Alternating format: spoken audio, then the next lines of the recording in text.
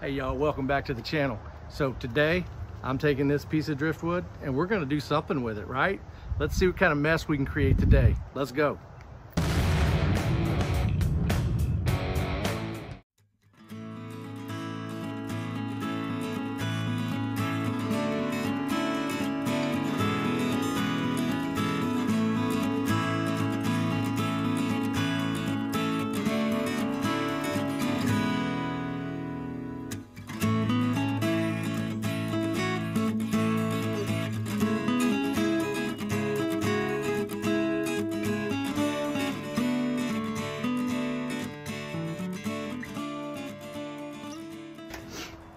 Okay, so just a little lesson here, right?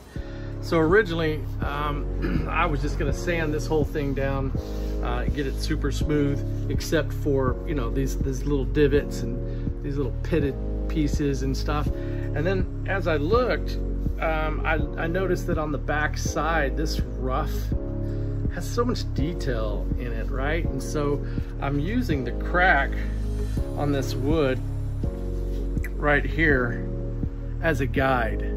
And I thought, you know, it would be cool is just to have this piece be really smooth and this not be so smooth, very rough. You know, it's kind of like how we are, right? Sometimes we're smooth, sometimes we're rough. At least I am. I don't know about you.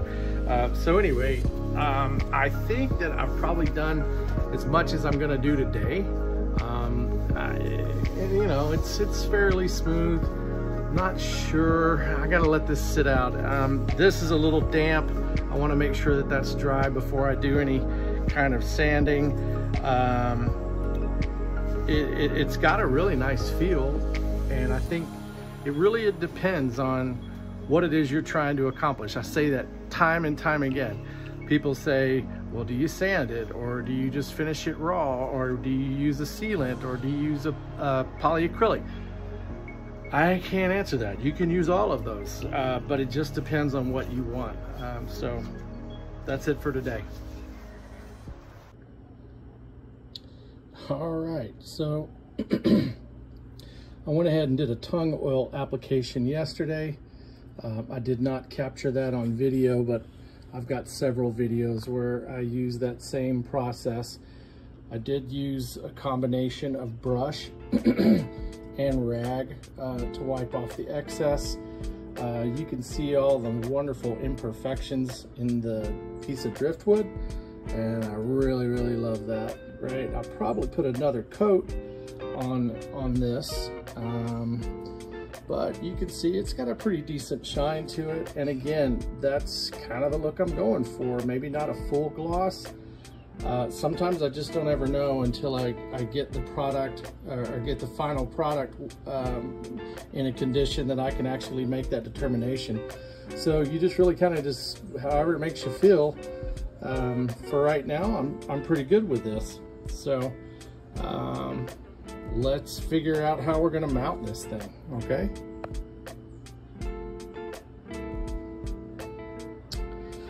Okay, so I had this brick in my yard. It was part of the flower bed. It's got some really cool fossilized imprints in there. It's really a sandstone. Doesn't weigh that much. You can see by the size of my hand how big it is as well. I mean, it's probably good 2 inches thick. And what I did is I used my hammer drill.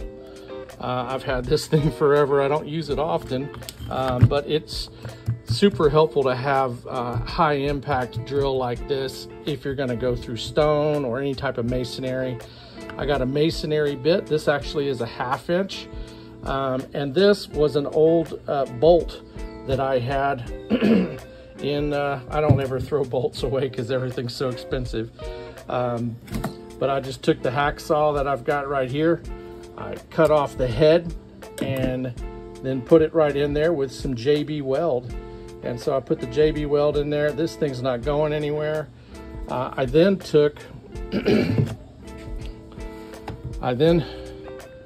drilled a hole in the bottom of the driftwood, and that will go right on top and sit flush against the stone. So I'm going to go ahead and I have drilled part of that hole. It's not quite deep enough, so I'm going to put this on the tripod, and then I'll finish the process for you.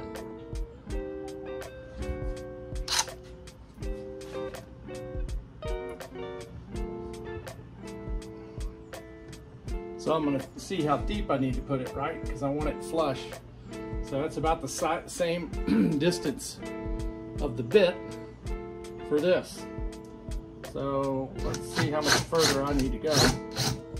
Not much further, maybe a 1/4 of an inch.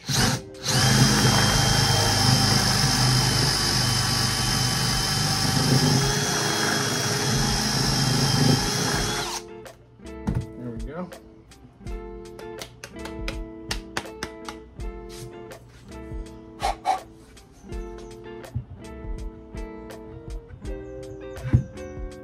Yeah.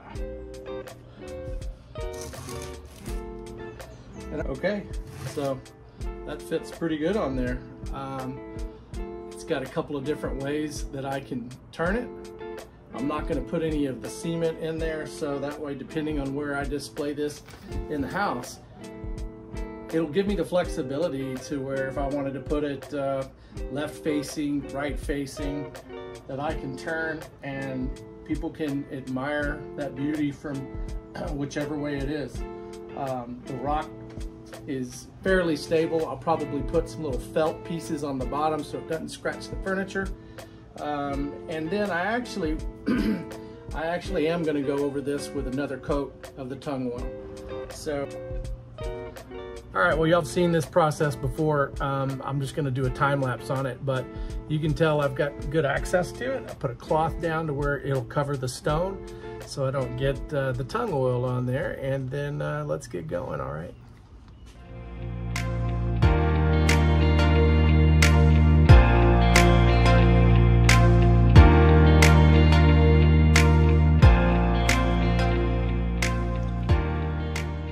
Okay, so look, this is really a cool piece, and this was just an old piece of wood. I mean, I didn't find it on a beach. I found it just on the side of the lake.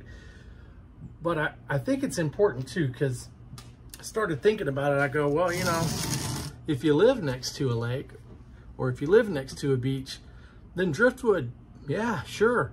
But what if you don't? What if you live downtown in Dallas, or if you live in an apartment, or if you live somewhere where, well, I just don't, there's not a whole lot of wood like this. You know, there's plenty of scrap piles that you can find where people have cleared a lot. Maybe you can find, heck, any type of a log.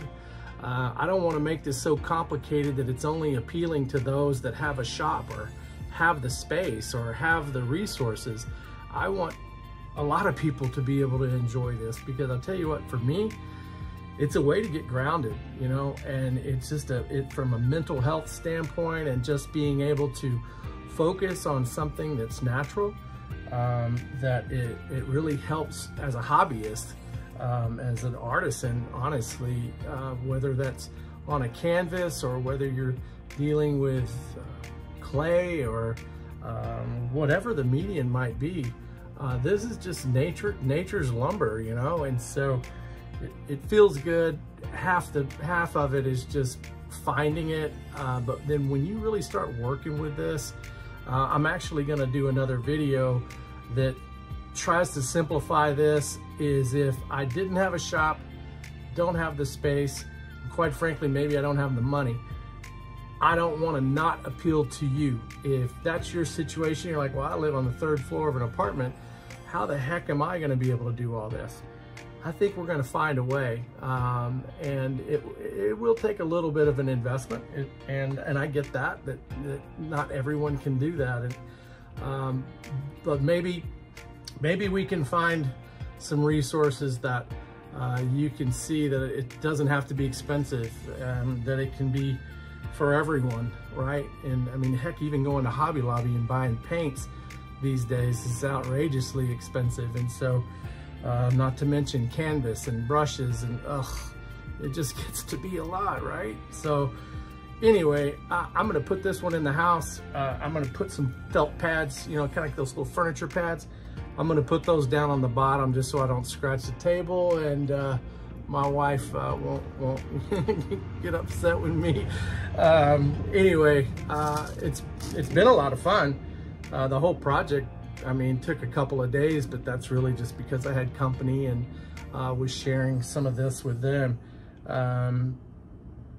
Again, I like it a little bit more organic and a little bit more rough than some, and that's cool. If you don't, you can finish it however you like. Once this dries and it's no longer tacky, I'm going to take, excuse me, I'm going to take a lint-free brush and a lint-free rag, and just kind of buff it out to where I don't have any goopy drips or anything like that. Right now I don't see any. It's really soaking it up, and that's the third coat. So depending on the wood and how porous that may be, how dry it may be, will determine, and how thick you put it on. Obviously I put it on with a brush that's a little thicker, but you know, it's a lot of fun. It's a lot of fun. You can see why I didn't keep it attached, and you can spin it because it kind of plays with you, doesn't it? The way it reflects the light. A lot of people try to look for different images in their driftwood. I don't know. I do and I don't. You know, it's like I don't. Oh, it's a giraffe. No, it's whatever you want it to be. I just think it's gorgeous and simple, and it was fun. So have fun with your projects. I really love the comments that I've been getting. I've gotten some good feedback in regards to being a little more detailed on some of the products that I use, and so I'm going to work on that. Love the comments. Give me a thumbs up. I've got a ton of videos out there that are very similar to this, and I'd love to see those thumbs, and I'd love to see your comments, and I'd really love it if you'd subscribe. I'm just under 100 subscribers right now, and this is just becoming very satisfying in a strange way, in a real strange way. And it's been a really cool journey, and I'm thankful for those people who've taken an interest and shared my information and my videos. So stay tuned, and let's just keep doing this thing called life together, okay? Y'all take care. Bless you.